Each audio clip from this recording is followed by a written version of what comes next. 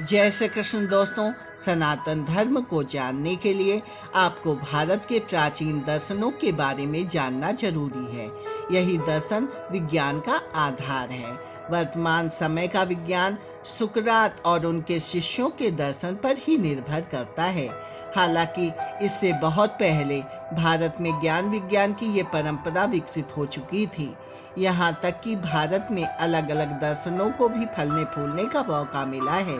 विज्ञान की यही परिपाटी है कि कैसे हम अपने पहले लिखे गए दर्शन शास्त्रों को और बेहतर करते रहें। किसी भी दर्शन में लिखे गए साहित्य से जो प्रश्न उपजते हैं वो विज्ञान को और भी समृद्ध बनाते हैं। इस लेख में हम भारत में पनपे 6 दर्शनों की बात करेंगे, जिसे हम श्रेष्ठ दर्शन के नाम से जानते हैं।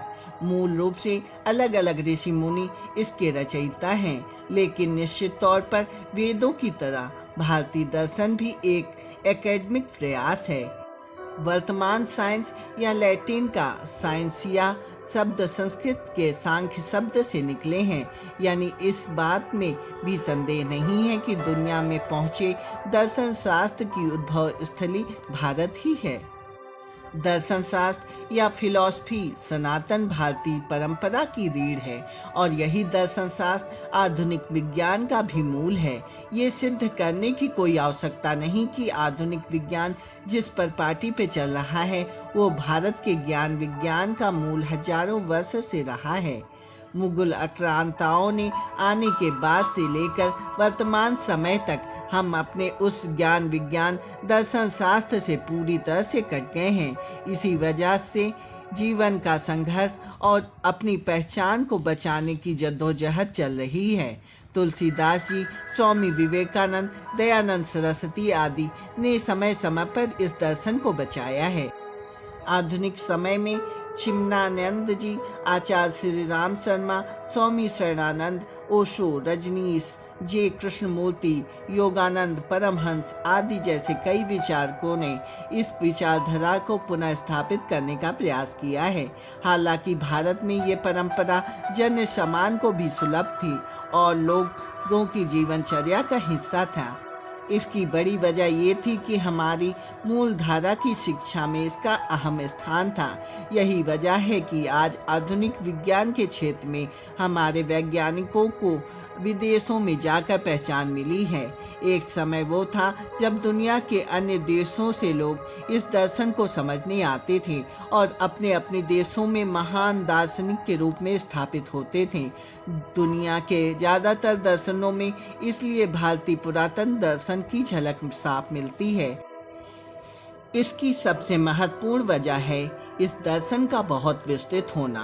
विज्ञान और जन सामान्य के जीवन को बेहतर बनाने के लिए शास्त्र लिखे गए हैं, तो विज्ञान और गणित के गूढ़तम रहस्यों के जवाब देने के लिए भी शास्त्र लिखे गए हैं। सबसे महत्वपूर्ण सवाल वही था जो आज भी आधुनिक विज्ञान के लिए अनबुझ है: सृष्टि की रचना क्यों और किस लिए हुई। भारतीय दर्शन इस प्रश्न का जवाब पहले ही दे चुका है और ऐसे ही सवालों से इस दर्शन शास्त्र का प्रादुर्भाव हुआ था। सांख्य दर्शन ने प्रकृति और पुरुष के सिद्धांत के साथ साथ कार्य कारण का सिद्धांत भी समझाया है।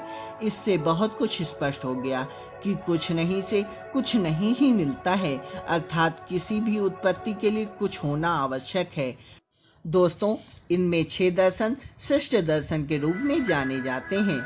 इस वीडियो में इन प्रमुख दर्शनों को सिलसिलेवार जानकारी आपके समक्ष रख रहा हूँ।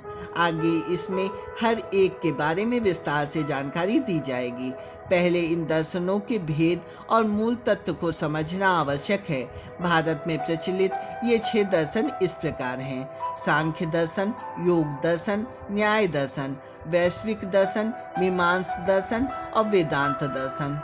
दोस्तों, इसके अलावा चाणक्य दर्शन, बौद्ध दर्शन, जैन दर्शन जैसे अनेक दर्शन कालांतर में लोकप्रिय हुए हैं, लेकिन ये सभी इन 6 दर्शनों के इर्द गिर्द ही घूमते हैं। यही वजह है कि आज भी ये दर्शन शास्त्र का मूल स्रोत यही 6 दर्शन माने जाते हैं। दरअसल ये सभी अस्तित्व दर्शन कहे जाते हैं, यानी ईश्वरवादी दर्शन। हिंदू परंपरा का मूल ही ईश्वर पर विश्वास है। इसके बावजूद अनिश्वरवादी और भौतिकवादी दर्शनों को भी भारतीय परंपरा में स्थान मिला है। यही सनातन परंपरा सबसे वैज्ञानिक परंपरा सिद्ध होती है।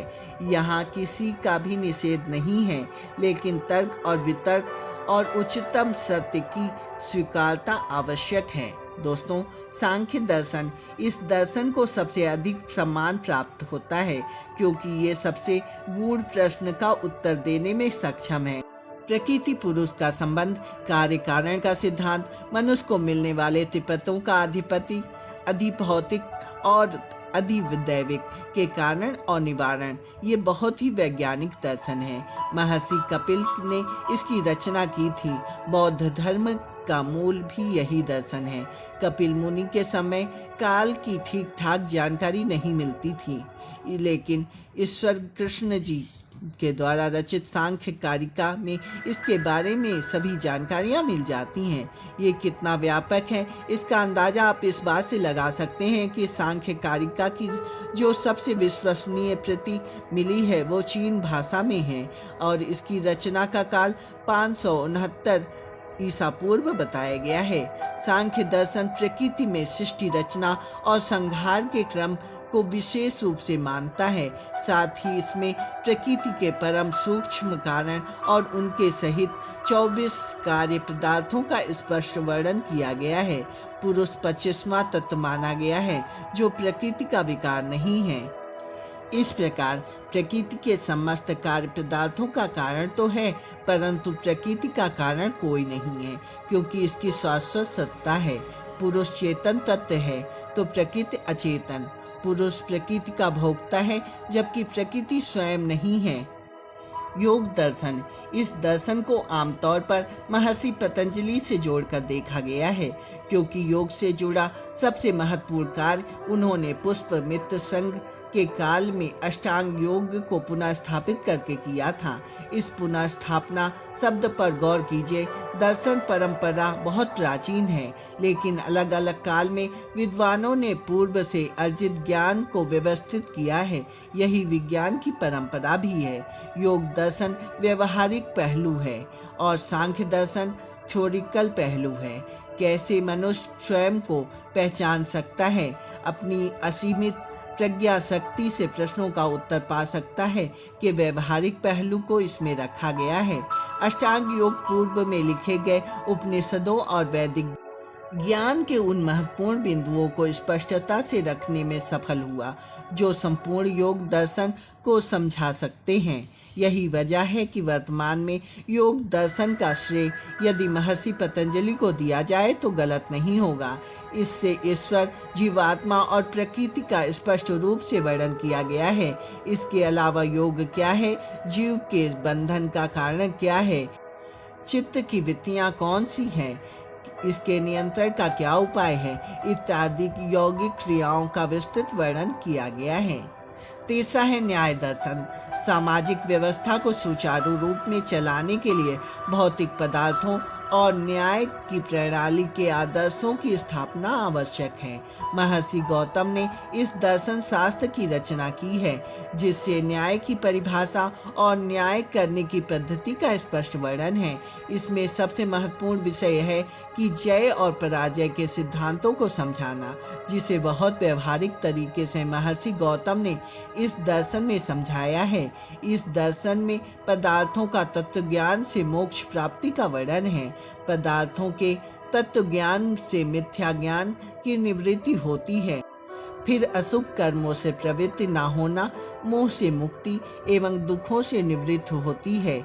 इसमें परमात्मा को सृष्टिकर्ता, निरंकार, सर्वव्यापक और जीवात्मा को शरीर से अलग एवं प्रकृति को अचेतन तथा सृष्टि को उत्पादन कारण माना गया है और स्पष्ट रूप से तत्वद का प्रतिपादन किया गया है।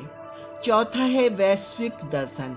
भौतिक जगत में और आज के युग में इस दर्शन का विशेष महत्व है। महर्षि कणाद इस दर्शन के रचयिता माने जाते हैं। इस दर्शन में उन्होंने धर्म को सही मायने में समझाया है। धर्म क्या है और अधर्म क्या है, इसके लिए सांसारिक उत्पत्ति की परिभाषा और उसकी प्राप्ति को समझना आवश्यक है। यह दर्शन इसे विस्तार से समझाने का प्रयास करता है।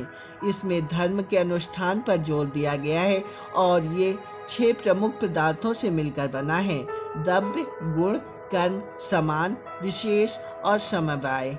यह दर्शन की परमात्मा को सर्वोच्च सत्ता मानता है और मनुष्य और परमात्मा दोनों के चैतन्य होने के बावजूद परमात्मा के श्रेष्ठ होने के प्रश्न पर भी महत्वपूर्ण जानकारी देता है। दोस्तों, अब 5वां दर्शन है मीमांस दर्शन। मीमांस सूत्र इस दर्शन का मूल ग्रंथ है। इसके रचयिता महर्षि जैमिनी हैं।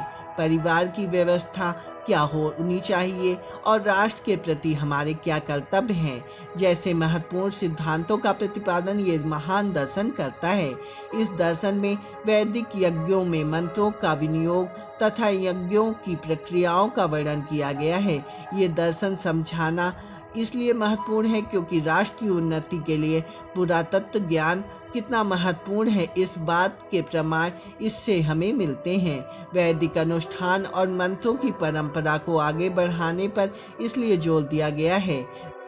राष्ट्र की उन्नति के परम ध्येय के लिए ये दर्शन वैदिक परंपरा को आगे बढ़ाए जाने का प्रतिपादन करता है।